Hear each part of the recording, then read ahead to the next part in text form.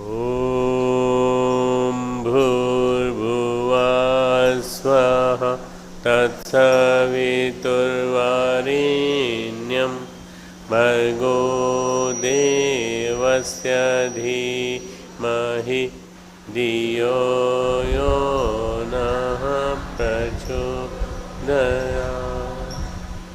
ॐ गुरुर्ब्रह्मा गुरुर्विष्णु गुरुरेव महेश्वरः गुरुः साक्षात् परब्रह्म तस्मै श्री गुरुवे नमः। अखण्डमण्डलाकारं व्याप्तं येन चराचरं तत्पदं दर्शितं येन तस्मै श्री गुरुवे नमः।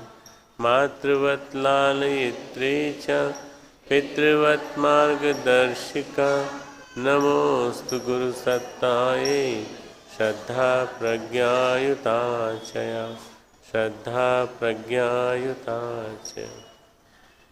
परम पूज्य गुरुदेव और परम वंदनीय माता जी की सूक्ष्म उपस्थिति में यहाँ बैठे हमारे सभी देवतुल्य भाइयों, देवी स्वरूप बहनों, शक्ति स्वरूप माताओं, हमारे नागपुर शक्तिपीठ के सभी ट्रस्टीगण, सभी कार्यकर्तागण और इसके अलावा महाराष्ट्र के दूर दूर के क्षेत्रों से आए हुए सभी कार्यकर्ता भाइयों बहनों, हमारे युवा साथियों, भाइयों बहनों, अभी हमारी बहन ने बहुत बड़ी बड़ी बातें कही हैं और बहुत बड़ी बड़ी प्रतिज्ञाएं भी ली हैं, संकल्प भी लिए हैं। मैं भगवान से प्रार्थना करता हूँ, गुरुदेव से प्रार्थना करता हूँ कि सारे संकल्प पूरे हों, उन सारे संकल्पों में कोई कमी ना आने पाए और निश्चित रूप से एक अच्छा लक्ष्य जब लिया जाता है, अच्छा उद्देश्य के लिए काम किया जाता है तो कोई दिक्कत नहीं आती। तो जो कार्य आपने हाथ में लिया है बहुत बढ़िया है। नागपुर जो है ये शिक्षा की, कला की, संस्कृति की, सुंदरता की और एक प्रकार से कहा जाए तो संतों की नगरी है पूरी तरह से।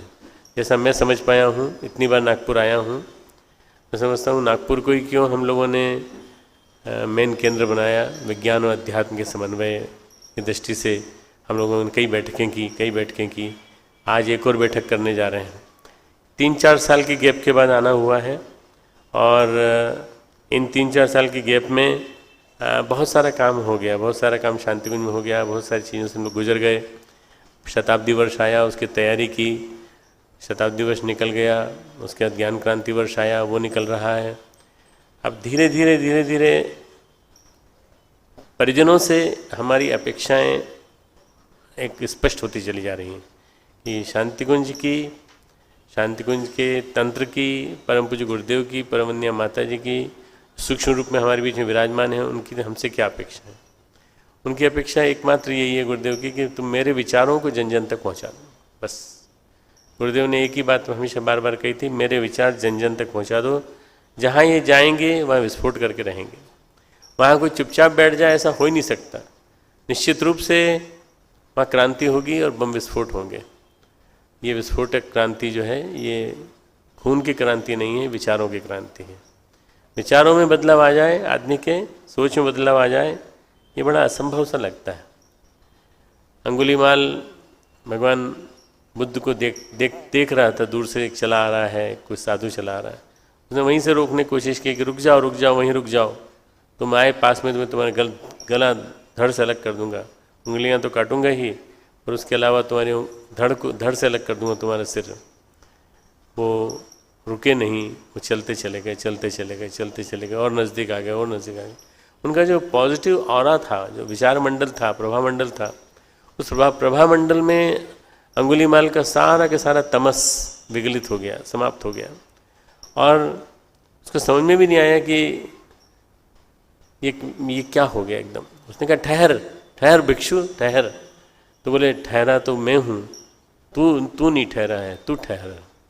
मैं जब ठहरा तो मैं बुद्ध बन गया। जब मैं चल रहा था तब तुम सिद्धार्थ था, जब मैं ठहर गया तब मैं बुद्ध बन गया।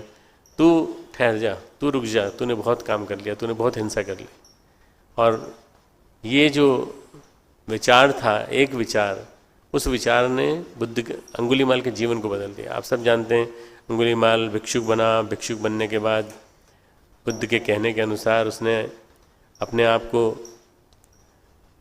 उनके मिशन से जोड़ा और फिर उन्होंने जैसा कहा कि तुमको उन्हीं लोगों के बीच में जाना पड़ेगा जिन लोगों ने तुम्हें भिक्षा दी थी, उन्हीं लोगों से जिन लोगों को तुमने मारा है, जिन लोगों को तुमने गाल उनके उंगली काटी है, उनके बीच में जाना पड़ेगा, वहीं से जाकर तुम भिक्षा लेकर आओ, वहीं से जाकर भिक्षा लेकर आओ।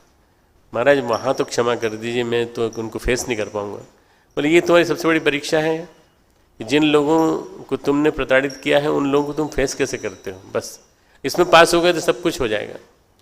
वो भिक्षा पात्र लेकर निकला और उसने वहाँ देखा कि जैसे लोगों ने देखा अंगुलीमाल आया, भागो भागो भागो भागो, सब भागने लगे। फिर देखा कि ये तो कटोरे लेके आया है, भिक्षुक बन के आया है। लोगों ने पत्थर मारना चालू किए। वो पत्थर मारने के बाद देखा कि उसने कुछ भी नहीं किया, तलवार भी नहीं निकाली, कहीं छुपी हुई तलवार भी नहीं थी, कुछ भी नहीं था। फिर ये क्या करता है, कुछ नहीं कर रहा है, इसका मतलब ये बदल गया है। ये भाव आते ही उसको इतना मारा खून खून हो गया। वो वहीं पड़ा रहा था पत्थरों के बीच में। और बुद्ध को जब पता चला तो बुद्ध ने कहा भाई उसको ले आते हैं यहाँ पे कम से कम। तो वो भिक्षु बोले ऐसे आदमी को लाने से क्या फ़ायदा, जो डकैती करता हो, डाका डाल के इतना खून करता हो, उसको आप लाने की बात करते हैं। उनके शिष्य चले गए उनके पास से। बुद्ध चले और बुद्ध फर्स्ट एड का सारा सामान लेके गए। सब सफाई करनी थी, घावों की सफाई करनी थी, दवा लगानी थी, सब सामान लेके गए। घाव साफ किए, धोया, करुणा की दृष्टि से देखा, उसकी आंखों से आंखें मिला के, और उसके बाद उन्होंने फिर उसको खूब प्यार किया और कहा पुत्र तुझे क्या जरूरत थी, तू भी एक वार कर दे, तू केवल एक घुड़की दे देता, घुड़की बस, तो सब भाग जाते हैं। बोले नहीं, आपने कहा था ना उनको फेस करना है, उनसे भिक्षा मांगनी है। भिक्षा में भले उन्होंने मुझे पत्थर दिए हों, पर इस पत्थरों के माध्यम से जो खून निकला है, इस खून से मेरा सारा पाप धुल गया आज। अब मैं आज के बाद आपकी कृपा से और ज़्यादा काम कर पाऊँगा। और उसने वास्तव में इसके बाद काम किया। ये तो एक विचार इसने बदल दिया, ठहर जाओ, जहाँ हो वहीं ठहर जाओ। हम लोग क्या है कि इतनी तेज़ दौड़ में दौड़ रहे हैं इस समय भौतिकता की, आधुनिकता की, कि हमें कुछ समझ में नहीं आता कि हमें क्या करना चाहिए, क्या करना चाहिए। भौतिकवाद जो बहुराष्ट्रीयकरण हुआ है उसकी वजह से, शहरीकरण की वजह से, और ढेर सारे कंस्ट्रक्शंस, ढेर सारे जगह जगह निर्माण दिखाई देते हैं। ये सारे के सारे इन सब के बीच में हमको ये नहीं समझ में आता कि क्या होने वाला है, क्या होने वाला है। पर्यावरण प्रदूषित हो रहा है, बहुत बड़ी संख्या में लोग पर्यावरण प्रदूषण के कारण मारे जा रहे हैं, मर रहे हैं। निरंतर विषाक्त भोजन, विषाक्त जल, विषाक्त वायुमंडल, सब कुछ ऐसा है कि कुछ जीने लायक नहीं रखता। ऐसे में क्या करें, हम भी निराश हो जाएं? नहीं है। छोटे छोटे प्रयास हम सबको द्वारा किए जाने चाहिए। कहीं से भी शुरू करें पर करें, कहीं से भी शुरू करें पर करें, बस ये एक मूल मंत्र है गुरुदेव का। जब गुरुदेव 1990 में शरीर छोड़ के गए तो उनकी अपेक्षा थी कि वंदनीय माता जी की प्रेरणा से आने वाले कुछ वर्षों तक ये मिशन को प्रेरणा देती रहेंगी, बल देती रहेंगी। वंदनीय माता जी ने केवल बल ही नहीं दिया, केवल प्रेरणा ही नहीं दी, बल्कि एक देव संस्कृति दिग्विजय अभियान चलाया, जिसके अंतर्गत वंदनीय माता जी 1994 में आपके यहाँ भी आई, नागपुर भी आई। आपको याद है इसकी माता वंदनीय माता जी आई थी यहाँ पे? याद है तो ये भी याद होगा कि आज से 2 दिन पहले, आज 21 सितंबर है और परसों 19 तारीख को हमने वंदनीय माता जी का महाप्रयाण दिवस भी मनाया। वो आज से 19 साल पहले हमारे बीच में चली गई थी। और उसके बाद जाने के बाद, उनके जाने के बाद मिशन और बढ़ा और बढ़ता चला गया। कैसे बढ़ता चला गया? सूक्ष्म रूप में गुरुदेव ने जो बीज लगाया था वो विचारों का बीज था, अच्छे विचारों का, सद्विचारों का बीज। कितना लिख गए गुरुदेव, कितना गुरुदेव लिख गए, ये अपरिमित मात्रा में लिखा हुआ साहित्य है। जिसके पास जाता है वो आदमी बदल जाता है, जिसके पास जाता है वो आदमी बदल जाता है। आदमी बदल जाता है। केवल आपको क्या करना है? दवा पहुंचाने भर की देर है। आपको क्या करना है? आपको केवल अपनी बात कहने के लिए एक कुछ बहाना बनाने की ज़रूरत है, बस, और कुछ नहीं। एजेंट जाते हैं, LIC के एजेंट जाते हैं, दवा के एजेंट जानते हैं, मेडिकल रिप्रेजेंटेटिव आते हैं हम डॉक्टर्स के पास, तो वो अपनी बात कहते हैं, बड़ा कन्विंस करने की बात भाषा में कहते हैं, और वो जो डॉक्टर है वही दवा लिखने लगता है। अगर आप आदमी को कन्विंस कर सके, सब कुछ कर सके, तो ये जो शिक्षा की नगरी है, विद्या की नगरी है, कला और संस्कृति की नगरी है, और धर्म और अध्यात्म की नगरी है। मैं समझता हूँ कि पूरे महाराष्ट्र में इतना, बाकी तो पंढरपुर भी है, बाकी औरंगाबाद भी है, बाकी कई शक्तिपीठें भी हैं यहाँ पर, बाकी कई ज्योतिर्लिंग भी हैं यहाँ पर।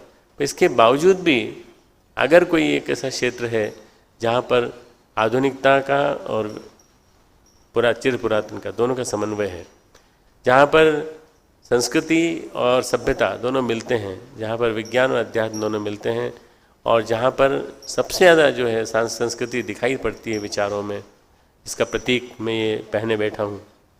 मेरे को आज से 6 साल पहले जब मैं आया था तब भी मुझे पहनाया था, 6-7 साल पहले, और आज भी पहनाया, और उसी स्पीड से पहनाया जिस स्पीड से उस बार पहनाया था। उन भाई की स्पीड कोई कम नहीं हुई, उनकी स्पीड बराबर था, वह चलती रही पूरी की पूरी, और उन्होंने पहना दिया। अब ये प्रतीक है, इस संस्कृति का प्रतीक है, मराठा संस्कृति का प्रतीक, विदर्भ की संस्कृति का प्रतीक। आप जानते हैं विदर्भ की जो थी हमारे भगवान कृष्ण के साथ चलने वाली देवी थी, और उन देवी की पूजा आज भी पंढरपुर में होती है भगवान कृष्ण के साथ। भगवान श्री कृष्ण अपने साथ उनकी पूजा करवाते हैं, क्योंकि उनको दक्षिण के क्षेत्र का, पूरे क्षेत्र का अधिष्ठाता माना जाता है। मुझे मौका मिला शरद भाई साहब के साथ, मैं पंढरपुर गया था, यात्रा में गया था, और उस यात्रा में जाने के बाद मैंने स्वयं चल कर के देखा, पैदल चल कर देखा कि उस यात्रा में कितना तप होता है। ये आज से करीब 6-7 साल पुरानी बात है। और मेरी इच्छा थी ऐसी कि हर साल पालकी गुरुदेव माता जी की भी चले, गुरुदेव माता जी की पादुकाओं की भी चले, पर वो संभव नहीं हो पाया क्योंकि हम लोग बहुत सारे नए नए कामों में उलझते चले गए। खैर, पुणे भी सांस्कृतिक नगरी है, हमारी नासिक भी सांस्कृतिक नगरी है, और पूरा महाराष्ट्र अन्य चीज़ों से भरा पड़ा है। पर एक सबसे बड़ी महत्व की बात मेरे लिए ये है, जो मेरी जिम्मेदारी भी है, मेरी ड्यूटी भी है, कि मेरा जन्म महाराष्ट्र का है। मैं रहने वाला भले हरिद्वार का हूँ, पर मेरा जन्म महाराष्ट्र का है।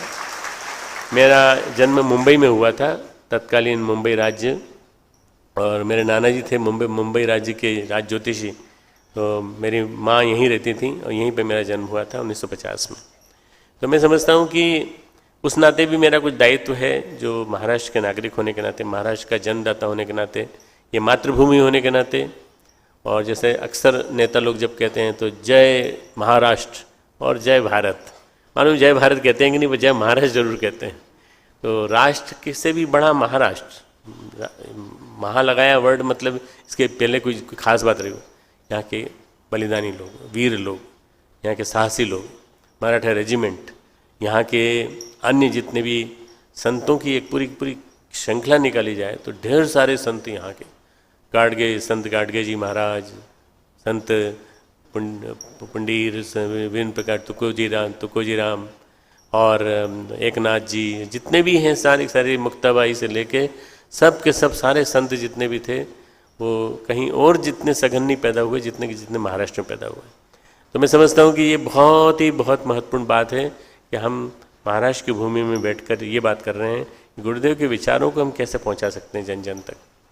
गुरुदेव के विचारों को जन जन तक पहुँचाने के लिए कई भाषाएं ऐसी हैं जो बड़ी सरल हैं, जैसे मराठी मुझे बहुत सरल लगती, क्योंकि मैं इंदौर में रहा जब जितने दिन, मेरे आधे से ज़्यादा मित्र मराठी मित्र थे, महाराष्ट्रियन मित्र थे। तो मैं उस समय, उस ज़माने में, जब आप तो 35-40 साल हो गए मुझे, उस ज़माने में उनके साथ रहता था तो मराठी उनके घर में बोली जाती थी, और आराम से उनके साथ मैं सहभागिता करता था, मैं उनके साथ बोलता था। फिर जब हम लोग साथ साथ पढ़ने लगे, साथ साथ जब मेडिकल में पढ़ने लगे, मैं साथ साथ बोलता था। कई बार हमारी नर्सेज वगैरह जो थी महाराष्ट्रियन आ जाती थी, उनके साथ ही मराठी में इंस्ट्रक्शन देता था। एक सिंपल सी भाषा है मराठी, उसका साहित्य का संपादन हमारे अखंड ज्योति मराठी के रूप में होता है, जिसका संपादन शरद भाई साहब करते हैं इतनी जिम्मेदारी के बावजूद, और उसमें और भी साथी उनके हैं, बहुत सारे साथी हैं, और संपादन में, प्रकाशन में, इन सब में आप लोग लगे रहते हैं। हिंदी की पत्रिका की संख्या 6.5 लाख है। क्या महाराष्ट्र में हम इसकी संख्या नहीं बढ़ा सकते? इस एक वर्ष एक संकल्प ले लें कि महाराष्ट्र की अखंड ज्योति पत्रिका को हम घर घर तक पहुंचा के रखे रहेंगे, घर घर तक पहुंचाएंगे।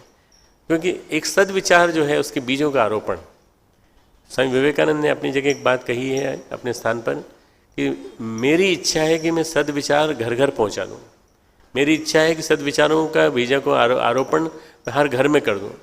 ये बहुत बड़ी सेवा है, विश्रेष्ठ विचार से बड़ी कोई सेवा नहीं हो सकती किसी की भी।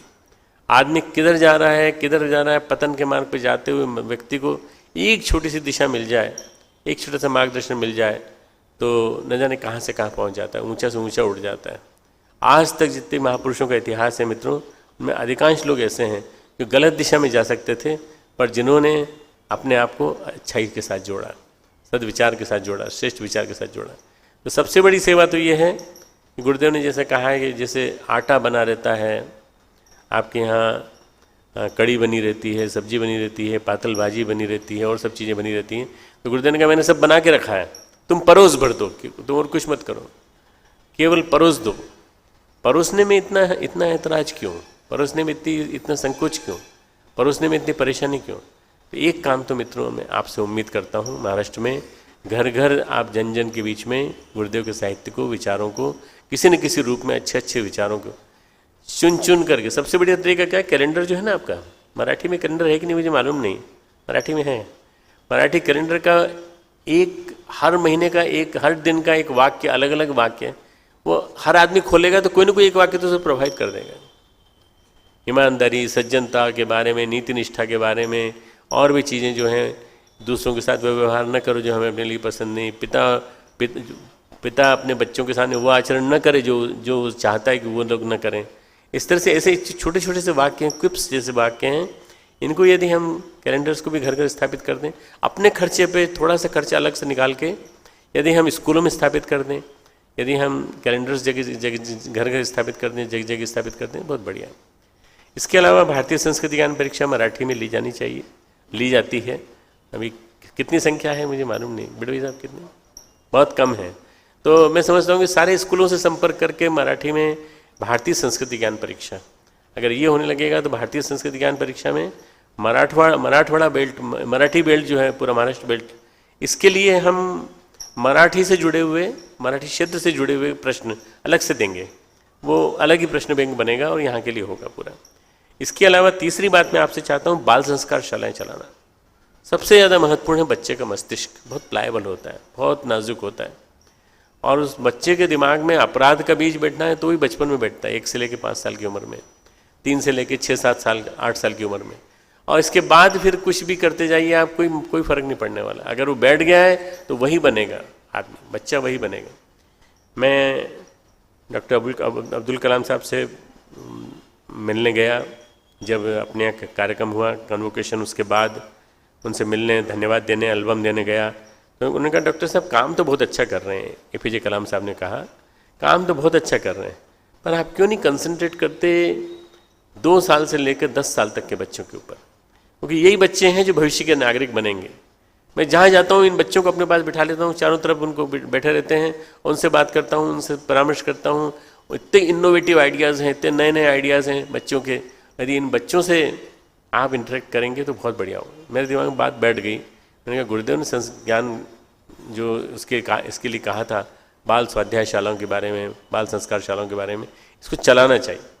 आज मित्रों आप लोगों को आश्चर्य होगा, 82,000 से ज़्यादा बाल संस्कार शालाएँ पूरे भारतवर्ष में चल रही हैं, 82,000, और लगभग 25,000 से ज़्यादा बाल संस्कार शालाएँ विदेश में चल रही हैं। यानी आप कल्पना कीजिए, न्यूयॉर्क, अकेले न्यूयॉर्क न्यू जर्सी इलाके में 5,000 से ज़्यादा चलती हैं। यानी ये हमारे लिए गौरव का क्षण है कि हमें नई पीढ़ी, अगली पीढ़ी तैयार करने का मौका मिल रहा है। अगर हम चले गए मान लीजिए, तो उसके बाद इसके मिशन को कौन आगे, गाड़ी कौन खींचेगा? आपने अपने बच्चों को नहीं अगर जोड़ा तो फिर मिशन कैसे आगे बढ़ेगा? इसलिए बाल संस्कार शाला एक अपेक्षा है आपसे कि बाल संस्कार शाला का करिकुलम बना हुआ है, पाठ्यक्रम बना हुआ है, कोई आप में से कोई मराठी में अनुवाद कर दीजिए उसको, और करके उसको घर घर पहुँचाने की कोशिश करिए। आप 10-20 बच्चों को लेकर शुरू कर सकते हैं, सैटरडे संडे, कोई ज़रूरत नहीं है रोज़ आने की, या फिर 2 बजे बाद, 3 बजे बाद जब खाली रहती हैं, 2 बजे बाद खाली रहती हैं, तो 2 से लेकर 5 तक बहनें चला सकती हैं आराम से। तो नारी शक्ति के माध्यम से ये बहुत बड़ा काम हो सकता है बाल संस्कार शालाओं का। ये एक इतना बड़ा उद्योग है, इतना बड़ा काम है, जो कि मैं समझता हूँ कि विश्वविद्यालय जो काम नहीं कर सकता, विश्वविद्यालय जब करता है, चालू करता है, तो विश्वविद्यालय जब चालू करता है तब तक आदमी का दिमाग बन चुका होता है, फिर तो ऊपर से पानी निकल जाता है। कई बार ऐसा होता है कि मेरे पास जितने भी अभी यूनिवर्सिटी में बच्चे आए, जिन बदलाव देखा मैंने, जिन परिवर्तन देखा मैंने, उनमें परिवर्तन का खास कारण था इनकी माताएं किसी तरह से गायत्री परिवार से जुड़ी थीं, देवकन्याएं थीं, या पिता इनके जुड़े हुए थे गायत्री परिवार से, इन्होंने घर में संस्कारों की परंपरा का क्रम चलाया था। इसलिए ये बच्चे 17 साल की उम्र में शांति कुंज आए, देव संस्कृति विश्वविद्यालय के अंग बने, और देव संस्कृति विश्वविद्यालय जुड़ने के बाद उन्होंने अपने दोस्तों से चर्चा की, तो वो लोग जब जुड़े, नए लोग जुड़ते चले गए, और देखते देखते हमारे पास क्रांतिकारी कार्यकर्ताओं की फौज तैयार हो रही। मुझे भविष्य दिखाई पड़ता है युवाओं का, युवा कितनी बड़ी संख्या में, इतना बड़ा वर्ग हमारे देश में बनता चला जा रहा है। मित्रों, मुझे पूरा विश्वास है कि आने वाले 100 वर्ष, आने वाले 1000 वर्ष तक मिशन अपना जिंदा रहेगा, और न जाने कहाँ से कहाँ तक पहुँचता रहेगा, क्योंकि हमारे पास विचारों के बीज हैं, परम पूज्य गुरुदेव के वांग्मय के हैं बीज, विचारों की शक्ति है। और बस देने की परंपरा चालू रखिए, देना जो सीख जाता है, देता जो रहता है, हमेशा ज्ञान बांटना हमारे भारत की परंपरा रही है। मैं अपने शांति कुंज में यूनिवर्सिटी में क्लास लेता हूँ, हर गुरुवार को गुरुवार को गीता की, एक गुरुवार को ध्यान की, एक गुरुवार को गीता की, एक गुरुवार को ध्यान की। बहुत सारे बच्चों से इंटरेक्ट करता हूँ। 2 घंटे की क्लास में इतना कुछ मैं उनके बारे में जान जाता हूँ, और वो मेरे बारे में जान जाते हैं कि ऐसा लगता है मुझे कि मैंने जैसे नए सिरे से जन्म ले लिया हो। मैंने उनको एक मंत्र भी दिया है, बी बॉर्न अगेन, फिर से पैदा हो जाओ, पिछले बायसेस को, पिछले पूर्वाग्रहों को भूल जाओ, नए सिरे से जन्म ले लो। तो ये जो क्लासेस हैं, ये सारी यूट्यूब पे अवेलेबल हैं। आप चाहें तो जब चाहें कंप्यूटर पे जाके आप देख सकते हैं क्लासेस को, और पढ़ भी सकते हैं, सुन भी सकते हैं। आप देखना चाहें तो उनके मैटर कंटेंट भी अवेलेबल हैं, उसको देख सकते हैं आप। मैं ये बताना चाहता था कि कार्यक्रम जो दिए जाने चाहिए, जिसकी शांति कुंज को आपसे अपेक्षा है, वो ये कि महाराष्ट्र बहुत ज़्यादा रिच एरिया है कई मामलों में। किस मामलों में? शिक्षा के मामले में, लिटरेसी रेशो के मामले में, शहरों के में जो छाई हुई संस्कृति है, उसमें सभ्यता के बावजूद भी संस्कृति जिंदा है इस मामले में, और इसके अलावा धार्मिकता के मामले में। तो महाराष्ट्र से अगर ये क्रांति चालू होगी तो बहुत बड़ा काम होगा।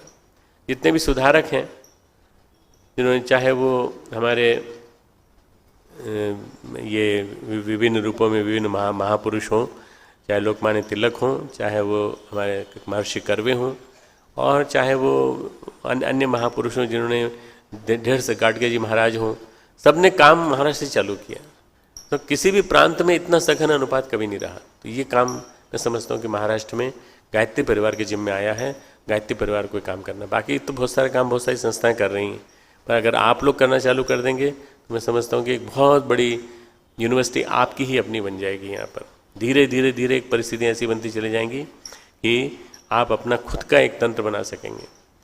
यूनिवर्सिटी की डिस्टेंस एजुकेशन सेंटर की बात कही बहन ने, दूरस्थ शिक्षा सुप्रीम कोर्ट का वर्डिक्ट लागू हो जाने के बाद और यूजीसी का वर्डिक्ट लागू हो जाने के बाद हम लोग नहीं चला सकते, हम लोग आपके यहाँ नहीं चला सकते, पर हम ये कर सकते हैं, हम प्रार्थना कर सकते हैं। आज जिस यूनिवर्सिटी में हम लोग जाएंगे, उस यूनिवर्सिटी के वाइस चांसलर से प्रार्थना करेंगे कि आप अपने दूरस्थ शिक्षा चलाइए, करिकुलम हम प्रोवाइड करेंगे, उस करिकुलम को आप अपने चलाइए। आज हम उनसे पैक्ट भी कर रहे हैं, उनके साथ एक हमारा आदान प्रदान पत्र भी होगा। वो परिपत्र वो हमें देंगे, हम उनको देंगे, और उसके बाद उसके आधार पर हम संत तुकडोजी राव जो आपका विश्वविद्यालय है, नागपुर विश्वविद्यालय, उसके साथ तालमेल बिठा रहे हैं। देव संस्कृति विश्वविद्यालय एक तरह से आपके विश्वविद्यालय में बैठने आ रहा है, नागपुर में बैठने आ रहा है। आदान प्रदान होगा, फैकल्टीज़ का आदान प्रदान होगा, बच्चों का आदान प्रदान होगा। हमारे पढ़े लिखे बच्चे इंटर्नशिप करने के लिए यहाँ आएंगे, और उसका इंटर्नशिप के बाद 2-2, 3-3 साल के लिए और भी कुछ काम करना चाहेंगे तो उनको यहाँ के विश्वविद्यालय से तालमेल बैठाने में परिस्थितियाँ तालमेल बनेंगी अच्छी। मैं समझता हूँ कि अभी तो ये करें, बाद में फिर ऐसा है कि मुझे उम्मीद है, ऐसी उम्मीद है मुझे कि देव संस्कृति विश्वविद्यालय के क्रियाकलापों को देख के सरकार का चिंतन बदलेगा। जैसे अंगुलीमाल का बदला, औरों का बदला, ऐसा न जाने कितने लोगों का बदला, सरकार भी बदलेगी। सरकार बदल करके और किसी विश्वविद्यालय को परमिशन देने दे, पर देव संस्कृति विश्वविद्यालय को अपने कोर्सेज पूरे भारत में चलाने के लिए, पूरे विश्व में चलाने के लिए इजाज़त दे देगी। अगर ऐसा हो गया तो मैं समझता हूँ कि शिक्षा का सही अर्थों में शिक्षा का संस्कृतिकरण हो जाएगा। शिक्षा अभी केवल विज्ञान तक सीमित है, शिक्षा केवल सभ्यता तक सीमित है, शिक्षा केवल बम्बार्डमेंट ऑफ इंफॉर्मेशन तक सीमित है। इंटरनेट देख लो, इंटरनेट पे पढ़ लो, या फिर कोई किताब दे दी, गेस्ट बुक दे दी, उससे पढ़ लो, ये शिक्षा नहीं है। शिक्षा वो है जिसमें कि वास्तव में बच्चे को जीवन जीने की कला का ज्ञान कराया जाता हो। शिक्षा वो है जिसमें कि वास्तव में सांस्कृतिक उत्थान कैसे किया जाता है और हमें अपने जीवन में सांस्कृतिक मूल्यों को कैसे उतारा जाता है। Value based management, value based technical education, value based medical education, ये सारी की सारी चीज़ें दी जानी चाहिए। मेरा ऐसा मानना है कि नीति पर आधारित शिक्षा जो चलेगी वही आगे चल के भारतवासियों को आगे बढ़ा पाएगी। क्योंकि मैं उस तंत्र में पढ़ा हूँ, पला हूँ, बड़ा हूँ, विकसित हुआ हूँ, तो मैं समझता हूँ कि ऐसा तंत्र यहाँ बन जाए अगर नागपुर में तो बहुत बड़ी बात होगी। एक काम ये भी हो सकता है कि हम हरिद्वार में अपना तंत्र चला रहे हैं, आप नागपुर में उसी लेवल के तंत्र बनाने लगें। हो सकता है कुछ दानदाता सामने आए और यहाँ की तंत्र ने ऐसी कल्पना की कि हम भी एक यूनिवर्सिटी खड़ी कर सकते हैं। कितने पैसे लगेंगे? बहुत ज़्यादा नहीं लगेंगे। हम कोशिश करते हैं कम से शुरुआत करें। शुरुआत एक छोटी सी बाल संस्कार शाला से, उसके बाद उसको बड़ा करके फिर एक महाविद्यालय, एक विद्यालय, एक महाविद्यालय को विश्वविद्यालय, ये यदि बनाने की कोशिश करें तो यहाँ के आपके नागपुर के और नागपुर के आसपास के क्षेत्र के लोगों में इतना दमखम है कि उस विश्वविद्यालय को पाल पोस करके आप बड़ा कर सकते हैं और अपना खुद का बना सकते हैं, और वो पूरा के पूरा शांति गुण से प्रेरित होगा, अनुप्राणित होगा। ये 2-3 विकल्प मैंने दिए आपको। इसके अलावा और जो चीज़ें हैं वो जो आपने एक व्यसन मुक्ति अभियान हाथ में लिया है, बहुत बढ़िया चीज़। मैं समझता हूँ कि बंडू ने जो अभी बताई ये बात, ये बड़ा सुंदर कार्यक्रम है। इस कार्यक्रम के लिए मेरे से जो प्रयास बन पड़ेगा मैं करूँगा लाने के लिए राष्ट्रपति महोदय को, भूतपूर्व राष्ट्रपति महोदय को। सबसे बड़ी बात यह है कि हम लोग सभी इस बात को ध्यान में रखें कि ये इतना बड़ा असुर है, इससे निपटने के लिए बड़े स्तर पर क्रांति चाहिए। अपना करो सुधार तभी मिटेगा भ्रष्टाचार। अपना करो सुधार, पहले आप खाना बंद करो तब दूसरों को कहो। पहले आप भी अपने जीवन में उतारते हो अगर तो आप बंद करो। इसीलिए शांति कुंज के द्वारा देव दक्षिणा कार्यक्रम चलाया जाता है। आज यहाँ के भूतपूर्व सांसद पुरोहित जी आए थे हमसे मिलने सुबह और काफ़ी देर तक बैठे। उन्होंने अपनी कुछ भावनाएं शेयर की। उन्होंने कहा कि मैं सबके सामने पब्लिकली बोलता हूँ, वो चूँकि पब्लिकली बोलते हैं इसलिए मैं बोल रहा हूँ आपके सामने कि उनके जीवन में क्या कमजोरी थी। उनके जीवन में कमजोरी थी, वो तम्बाकू बहुत खाते थे। तो जैसे ही ऊपर से आदेश आया कि भाई देव दक्षिणा में एक बुराई छोड़ दो, एक अच्छाई ग्रहण कर लो, एक बुराई छोड़, उनकी पत्नी ने कहा अब तो सोचो, अब सोच लो, क्या तम्बाकू आज से छोड़ दो, आप देखना आप बहुत अच्छे हो जाओगे। बोले कि अभी बुरा हूँ? नहीं, बुरे नहीं हो, अच्छे हो, पर इस तंबाकू के बहुत नुकसान है, आप छोड़ दीजिए। बोले मैं वो आज तक वो दिन याद करता हूँ, मैंने छोड़ा, मुझे 2-3 दिन से लेके 2-3 महीने तक बड़ी उदासी, आलस्य और ये घेरा रहा, परंतु मैंने फिर मुंह में डाला ही नहीं उसको। टिन के टिन भरे हुए तंबाकू के रखे थे, सबके सब उठा के फेंक दिए मैंने। और उसके बाद मैं न जाने कितने लोगों को तंबाकू छुड़वा चुका हूँ, मैं न जाने कितने लोगों को गायत्री परिवार की सेवा करवा चुका हूँ। तो मैं समझता हूँ मित्रों, ये भी एक बहुत बड़ा काम है कि अगर हम व्यसन मुक्ति आंदोलन को चलाते हैं तो व्यसन के नुकसान बताएं। मैं समझता हूँ अगर 1994 में जो यज्ञ हुआ था, अश्वमेध यज्ञ, उसमें उन्होंने न छोड़ा होता तो आज तक उनको ट्यूमर हो गया होता। आपने देखा होगा हमारे चौहान साहब को, जो कौन से हैं वो, पवार साहब को देखा होगा, उनका पूरा ऑपरेशन हुआ है, पूरा जबड़ा काटना पड़ा है। और वो केवल इसी वजह से कि तो अभी भी खाते हैं तंबाकू वो, परंतु मालूम नहीं मित्रों, आदमी जानते हुए भी क्यों उसके मुंह में जाता है। क्योंकि एक लोक सेवी को या एक समाज सेवी को या समाज में आने वाले व्यक्ति को दूसरों के सामने अपना आदर्श रखना चाहिए। मैं इन चीज़ों का सेवन नहीं करता। आप पीले कपड़े पहने खड़े हैं और आप जाके पान की दुकान पे पान बनवा रहे हैं, या आप पान की दुकान में तंबाकू को पान बनवा रहे हैं, तंबाकू खा रहे हैं, हाथ में खैनी मल रहे हैं, फिर कैसा लगेगा बुरा। तो फिर पीले कपड़े मत पहनो और इस बुराई को अपने ऊपर बटोर लो कि मैं अपने लिए कब्र खोद रहा हूँ, बोलना चालू कर दो, मैं अपने लिए कब्र खोद रहा हूँ, मैं तंबाकू खाता हूँ, मैं अपने लिए ये कर रहा हूँ। ये चीज़ें जितनी हाईलाइट होंगी, जितनी ज़्यादा परिमाण में हाईलाइट होंगी, उतना ज़्यादा अच्छा हो। मित्रों, एक और जो अपनी 7 आंदोलन की बात तो बहन कह चुकी हैं, पर मैं ये बताना चाहता हूँ, एक और जो आंदोलन है आदर्श ग्राम आंदोलन। आदर्श ग्राम आंदोलन एक आंदोलन गुरुदेव के नाम का आप चलाइए। हर जिले में एक आदर्श ग्राम, हर जिले में एक आदर्श ग्राम। अगर कितने जिले हैं? 30 जिले हैं महाराष्ट्र में, 46। इसमें अगर एक आदर्श जिला बन जाए, आदर्श गांव बन जाए, तो आदर्श गांव बनाने में आपको मेहनत तो लगेगी, पर शुरुआत एक से करिए। सब लोग मिलकर के 46 जिले मिलकर के एक जिले में बना दें।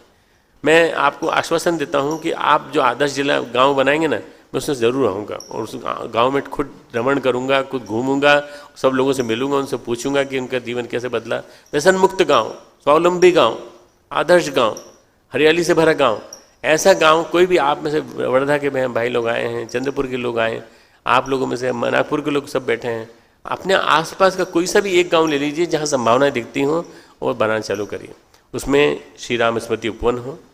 नागपुर में भी आप एक कर सकते हैं। नागपुर में अगर आप बात करेंगे, नागपुर वैसे सबसे ग्रीन राजधानी है, ग्रीन मतलब पार्ट टाइम राजधानी है, नगर है और सबसे हरियाली से भरा नगर है। इस नागपुर में यदि आप कोशिश करें तो एक परम पूज्य गुरुदेव को मान लो, उनको आपत्ति गुरुदेव के नाम पर, तो पर्यावरण उपवन या हरितिमा स्मृति उपवन किसी के भी नाम पर रख देंगे, या संत टुकड़ो जी महाराज के नाम पर रख दीजिए, उनके नाम पे उनके स्मृति उपवन। स्मृति उपवन में कितना लगता है? करीब 150 बाय 150 स्क्वायर फीट की जगह लगती है और एक्यूप्रेशर पाथ होता है उसमें और सब कुछ होता है। आप शांति कुंज में आते हैं तो आपने देखा होगा ऊपर गुरुदेव माता जो परम पूज्य गुरुदेव के नाम पे जो बनाया हम लोगों ने, यूनिवर्सिटी के एंट्री पॉइंट से राइट साइड में बनाया, बिल्कुल बहुत बढ़िया। न जाने कितने लोग अपना स्वास्थ्य ठीक करके चले गए। वो पार्क जो है वो न जाने कितने लोगों के स्वास्थ्य ठीक कर देगा, बीमारी ठीक कर देगा, और वहाँ मिलने वाला जूस वगैरह वही उसकी सस्टेन करता रहेगा, पूरा कल्क मिलेगा, सब कुछ मिलेगा। नेचुरल पूरा नेचुरल पार्क, बिल्कुल हर्बल पार्क ये बना दीजिए। और इसके साथ साथ चूँकि आपकी नगरी उसके लिए मैं पायनियर है, गोपालन, क्योंकि गोवंश की रक्षा करना अपना फर्ज है। यहाँ पर गोवंश के ऊपर काम चल रहा है। अभी एक वर्कशॉप होकर चुकी है, कार्यशाला होकर चुकी है, और उस कार्यशाला में जो वैज्ञानिकों ने जो काम किए उन्होंने बताए, उनके कामों को सुनने के बाद मुझे ऐसा लगता है कि वास्तव में पूरी की पूरी एलोपैथी को रिप्लेस किया जा सकता है अगर हम सही ढंग से गोपालन करना चालू करें और साइंटिफिक बैकग्राउंड बना करके यदि हम गो उत्पादों के माध्यम से दें। एक अपनी जो गौशाला है वो इतना ज़्यादा उत्पादन कर सकती है कि सारी की सारी गौशाला के खर्च को निकाल सकती है। इसके अलावा भी अतिरिक्त उस आदमी को मिल सकता है जो उसको चलाएगा। तो मित्रों, ये एक काम जो है जो आप लोग कर सकते हैं। शांति कुंज बहुत अपेक्षाएं रखे हुए हैं नागपुर से और महाराष्ट्र के परिजनों से, बहुत ज़्यादा। आने वाला समय बड़ा विशेष है। ये जो वर्ष है चल रहा है, ज्ञान क्रांति वर्ष है। स्वामी विवेकानंद की जयंती मनाई जा रही है, 150वीं जयंती। अब लगभग हम एंड पॉइंट पे आ गए हैं। अब आने वाले 3-4 महीने में कंटिन्यूस कार्यक्रम है हमारे। ये स्वामी विवेकानंद की जयंती से जुड़े हुए कार्यक्रम है। ढेर सारे शांति कुंज के लोग उसमें जा रहे हैं, भागीदारी कर रहे हैं। आप भी मान करके चलिए कि विवेकानंद के विचार, परम पूज्य गुरुदेव के विचार, ये प्रासंगिक विचार नहीं है, ये सर्वजनीन है, सर्वकालीन है। हर समय में हर युग में ये अप्लाई होंगे। इसलिए हमको कोशिश करना चाहिए कि हम क्या कर सकते हैं इसमें। भाइयों बहनों, ये मिशन परम पूज्य गुरुदेव का चलाया हुआ मिशन बहुत बड़ा मिशन है और इसमें लाखों लोग, करोड़ों लोग जुड़े हुए हैं। आप उन सब लाखों करोड़ों के भाई हैं, सबके साथ मिलकर चल रहे हैं। ये थॉट रिवॉल्यूशन कोई छोटी चीज़ नहीं है, ये बहुत बड़ी प्रक्रिया है। और इस काम को जब गुरुदेव ने चालू किया था तो गुरुदेव को मालूम था कि मैं जो काम शुरू करने जा रहा हूँ वो कोई छोटा मोटा काम नहीं है, बहुत बड़ा काम है, बहुत बड़ा काम है। तो कौन करेगा? वो महाकाल जो पीछे बैठा है। महाकाल पीछे से बैठा मुझे ठेलता रहता है, वही मुझे कहता रहता है। मैंने गुरुदेव से पूछा कि गुरुदेव आप कहते हैं युग निर्माण होगा, कब होगा युग निर्माण?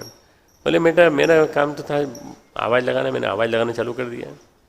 और आवाज़ लगाना चालू कर दी तो कई लोगों का निर्माण हुआ, आत्मनिर्माण उसको उनको देख के लोग बदलते चले गए, देखते देखते परिवर्तन होता चला गया। पर उसके लिए बांग मुझे लगानी पड़ी, मुर्गे की बांग। तू ये मान के चल मैं बड़ा मुर्गा हूँ, तू छोटा मुर्गा है, तू भी बांग लगा। तुझे क्यों हेजिटेशन होती है, तुझे क्यों ऐतराज होता है बांग लगाने में? तू भी बोल युग निर्माण के बारे में, जनता को बता कि नया युग आ रहा है, नया सवेरा आ रहा है, सवेरे का प्रभात की वेला दिखाई पड़ रही है। अगर आप ये बोलने लगेंगे तो लोग पॉजिटिव हो जाएंगे। चिंतन जैसा बनता है वैसा ही ऑरा बन जाता है। हमारे चारों ओर एक विचार मंडल, एक वायुमंडल है, एक विचार मंडल है। वायुमंडल की कई श्रेणियां हैं, स्ट्रेटोस्फीयर, थर्मोस्फीयर, आयनोस्फीयर, न जाने कितनी 6, 7, 8 कोटिंग्स हैं उसकी।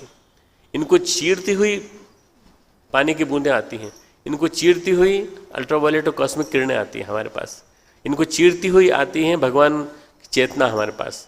पर इससे भी बड़ा है हमारा अपना विचार मंडल। जैसा आप सोचते हैं वैसा आप बन जाते हैं। आपके विचार जैसे होंगे वैसे आप पॉजिटिव बन जाएंगे, आपके विचार नेगेटिव होंगे नेगेटिव बन जाएंगे। आप थोड़े दिन तक बिल्कुल उदास रहिए, कुछ मत बोलिए किसी से। आप देखना आपके आसपास जो है ऐसे लोग इकट्ठे होने लगेंगे जो आपके पास, वो आप नहीं रो रहे होंगे पर वो रोएंगे आपके पास बैठ के, मनहूस जैसे चेहरे लेके आएंगे कि क्या बात है, बहुत शौक है क्या, बहुत दुख है क्या, बहुत वो है। ये क्या हुआ, उन विचारों ने उन्हीं विचारों का आकर्षित किया, समधर्मी विचारों का आकर्षित किया, और वो आपसे कहने लगेंगे और आप भी उनके साथ देने लगेंगे क्योंकि आप नेगेटिव हैं। ये दुनिया रहने लायक नहीं है, कोई फायदा नहीं इस दुनिया में रहने से। ऐसे मनहूस के साथ कौन बात करेगा, कौन बैठेगा, कोई नहीं आएगा आपके पास। अगर आप हंसेंगे, खिलखिलाकर हंसेंगे और हमेशा अच्छे लोगों का साथ देने की कोशिश करेंगे, हमेशा अच्छे विचार सोचेंगे, सत्श्रेष्ठ चिंतन करेंगे, तो आपके पास अच्छे लोग आते रहेंगे, मिलते रहेंगे। मिलने का मन करता है, ऐसे व्यक्ति से मिलने का मन करता है, बार बार मन में ये आता है, तो ये एक वातावरण बदल जाएगा। कोशिश करिए, बदलाव आता जाएगा, देखते देखते बदलाव आता चला जाएगा। समाज में बदलाव आ रहा है, बड़ी तेजी से आ रहा है, despite all types of frustrations which we see every day on TV, despite everything. मतलब जो भी नेगेटिविटी दिखाई पड़ रही है, कोई बाबा जी पकड़े जा रहे हैं, कोई पकड़ा जा रहा है, कोई पॉलिटिक्स में कुछ भ्रष्ट तंत्र में कुछ हो रहा है, तो अगर कोई तंत्र जिंदा रहेगा तो वो जिंदा रहेगा अध्यात्म तंत्र।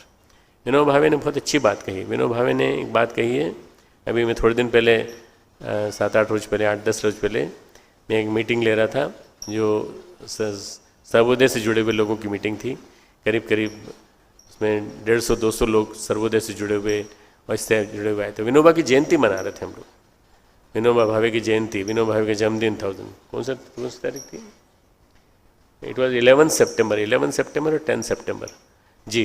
तो उस दिन हम लोग जन्मदिन मना रहे थे उनका, तो उस दिन हम लोगों ने उनके एक विषय को लिया।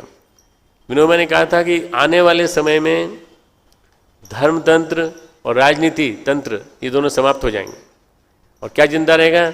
अध्यात्म और विज्ञान, बस ये दो जिंदा रहेंगे। धर्म का स्थान ले लेगा अध्यात्म और राजनीति का स्थान ले लेगा विज्ञान। ये दोनों मिलकर के पूरे विश्व को संभालेंगे और विश्व को मार्गदर्शन देंगे। मित्रों, यही होने वाला है, अब यही होने वाला है। अध्यात्मवाद और वैज्ञानिक अध्यात्मवाद, यह हमारी मेरुदंड है, ये रज्जा है, मूल केंद्र बिंदु है। इसी के चारों तरफ चलेगा पूरा के पूरा, और यही हमारा आज मिशन का दृष्टिकोण भी यही है कि इसी के आधार पर हम आने वाले ज़माने को बदलेंगे। सबसे बड़ी उम्मीद मेरी जो है वो युवा है। युवाओं को में ऊर्जा होती है, जोश होता है, प्रवाह होता है, उद्दाम उमंगें होती हैं, कुछ कर दिखाने का साहस होता है। तो मुझे पूरी उम्मीद है कि हमारे महाराष्ट्र के युवा जगह जगह से निकल के आएंगे, और निकल कर आकर के अपनी अंदर के शौर्य के माध्यम से, अंतर जगत से निकलने वाले पराक्रम के बल पे, अपने पराक्रमी विचारों के बल पे औरों को बदलेंगे। जब युवा की आवाज़ युवा सुनता है, बूढ़े की आवाज़ युवा नहीं सुनता। बूढ़े का अनुभव युवा को एकदम समझ में नहीं आता, वो तब समझ में आता है जब मिशन समझ में आ जाता है। मिशन समझ में आ गया तो फिर बड़े बड़े बूढ़ों के परामर्श को सुनने का मन करता है, गुरुदेव के साथ बिताए हुए क्षणों को जानने का मन करता है। पर शुरू में जो युवा है, यूनिवर्सिटी का युवा, महाविद्यालय का युवा, वो आपको सुनना चाहता है, आपकी उम्र वाले बच्चे को सुनना चाहता है, अपनी उम्र वाले बच्चे को सुनना चाहता है। तो अपने युवाओं को जगाने का युवा जागरण अभियान एक बहुत महत्वपूर्ण अभियान, अंतिम अभियान मित्रों, जो इसमें आप लोग सब जुटे हुए, नारी जागरण अभियान। नारी तो महाराष्ट्र की नारी तो हमेशा जागृत रही है, हमेशा रहेगी। आखिरी सम्मेलन मैंने जो यहाँ किया था शायद अमरावती में किया था, उसके बाद नहीं कर पाए हम लोग महाराष्ट्र में। तो अमरावती में किया था, उस सम्मेलन की स्मृति है मुझे 2009 की, और मुझे ऐसा लगता है कि अनंत संभावनाएं मौजूद हैं हमारे महाराष्ट्र में नारी जागरण के माध्यम से। बहुत बड़े काम, बाल संस्कारशाला आप संभाल सकती हैं, आप संभाल सकती हैं। शिक्षा और विद्या को सार्थक समन्वय वाला कार्यक्रम आप संभाल सकती हैं। जितने भी रचनात्मक प्रयोजन के लिए चलने वाले काम हैं, चाहे वो उसका नाम गृह उद्योग हो, चाहे उसका नाम कुछ भी हो, वो चला सकती हैं आप पूरे। शिशुपालन और विभिन्न प्रकार की जो प्रक्रियाएं हैं उनको बताने की जानकारी देने का काम वो आप कर सकती हैं। आपके पास बहुत कुछ है, आपके पास स्नेह है, संवेदना है, आपके पास मातृत्व है। और वंदनीय माता जी ने जैसे नारी मंडल चलाए थे, ऐसे यदि आप नारी स्वाध्याय मंडल बनाना चालू करें तो आप बहुत बड़े बड़े काम कर सकती हैं। शुरू में आप अपने लेवल पे काम करें, बाद में फिर मिशन के और कार्यकर्ताओं के साथ मिलकर बड़े लेवल पे काम करें। देखते देखते परिवर्तन आता चला जाएगा। परम पूज्य गुरुदेव के साथ मुझे रहने का मौका मिला। आखिरी के 12 साल में 8 साल मैं उनके साथ रहा। 8 साल दिन रात उनके पास रहने का मौका मिला। मैंने उनके अंदर जलती हुई आग देखी है, मैंने उनके अंदर जलता हुआ तेल देखा है, जिससे उनकी बाती जलती थी, दीपक जलता था, जिससे ये मशाल जल रही है। जो मशाल हमारे पास आज है वो मशाल उसी तेल की है जिसमें गुरुदेव का एक प्रकार से कहा जाए प्राण तत्व जलता है। वंदनीय माता जी का स्नेह तत्व उसमें जलता है, प्रकाशित होता है। ये मिलकर के मशाल को लेकर के चले हैं। आप और हमसे मिलकर के कोशिश करें तो हम क्या नहीं कर सकते, हम सब कुछ करके दिखा सकते हैं। आपके बीच में मैं आज भी हूँ, कल भी हूँ, परसों सुबह चला जाऊँगा। मुझे पूरी उम्मीद है कि हम इन 2 दिनों का लाभ लेने की कोशिश करेंगे और इन 2 दिनों में जहाँ जहाँ आपको मौका मिले आप आना चाहें आप आ सकते हैं। आयोजकों से बात कर लें और आयोजकों से आके आप विभिन्न तरह के विचार सुन सकते हैं। खूब खूब मंगल कामनाएं परम पूज्य गुरुदेव परम वंदनीय माता जी के स्नेह भरे शुभ आशीष सबको।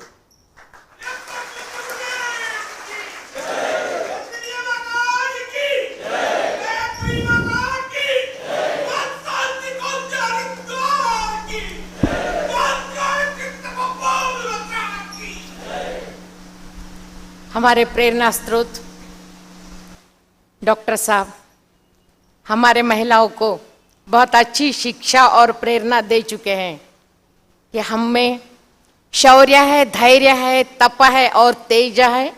सृजनशील हम माताएं हैं, निर्माती हैं और बाल संस्कार वर्ग चलाने के लिए परिपूर्ण है।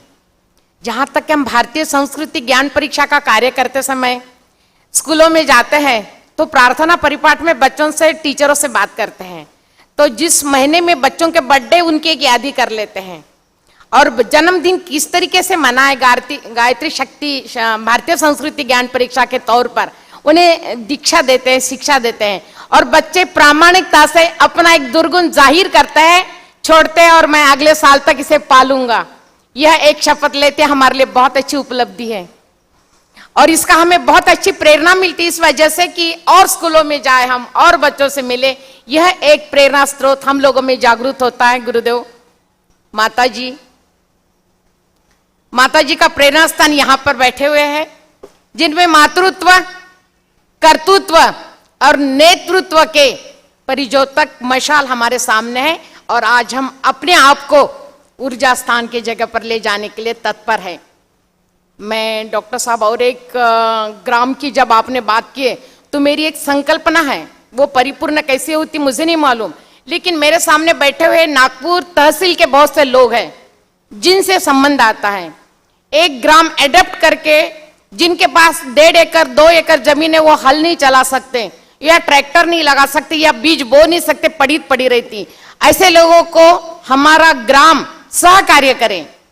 किस तरीके से? तो हमारा एक तहसील में एक ट्रैक्टर हो और ताश फटा डोरना पेरना सभी कार्य वह कर सके, ऐसी व्यवस्था हो। ऐसे हम ग्राम की एक व्यवस्था करना चाहते हैं हर गांव में, जिनके लिए आपकी ओर से हम प्रेरणा लेने वाले हैं और हम सहकार्य भी मांगने वाले हैं उसके लिए। बिटवाई जी कुछ बोलना चाहते हैं?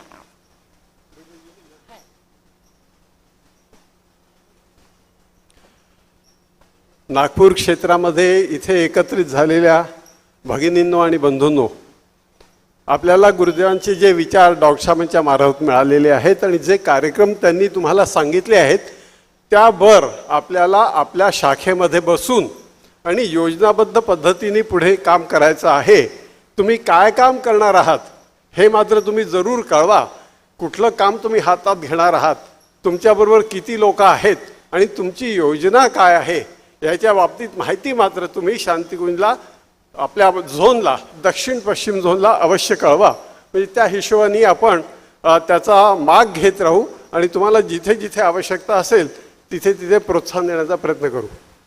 डॉक्टर साहेबांचा वेळ झालेला आहे, 2 वाजायला आले आहेत, त्यांना वंदन करूया। नमो स्वनंताय सहस्रमूर्ते सगळ्यांनी म्हणायचं आहे आणि त्याच्यानंतर शांतीपाठ घ्यायचा आहे। तर नमो स्वनंताय करू, डॉक्टर साहेबांना आपण निरोप देऊ, त्यांना प्रणाम करायचा सगळ्यांनी। ओम नमो स्वनन्ताय काय सहस्रमूर्तये सहस्रपादाचिशिरोरुबाहवे सहस्रनाम्ने पुरुषाय शाश्वते सहस्रकोटियुगधारिणे नमः सहस्रकोटियुगधारिणे नमः। सभी भाई बहनों से निवेदन है, जो जहाँ वहीं बैठे रहेंगे, शांति पाठ हो जाए तब यहाँ से प्रस्थान करेंगे।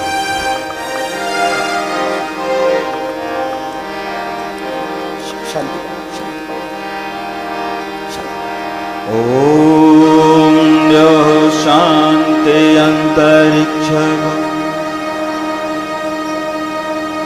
पृथ्वी शांतिरापः शांतिरोषधयः शांति वनस्पतयः शांतिर्विश्वे देवाः शांति ब्रह्म शांति सर्वगुण शांति शांतिरेव शांति सामा शांतिरेधि।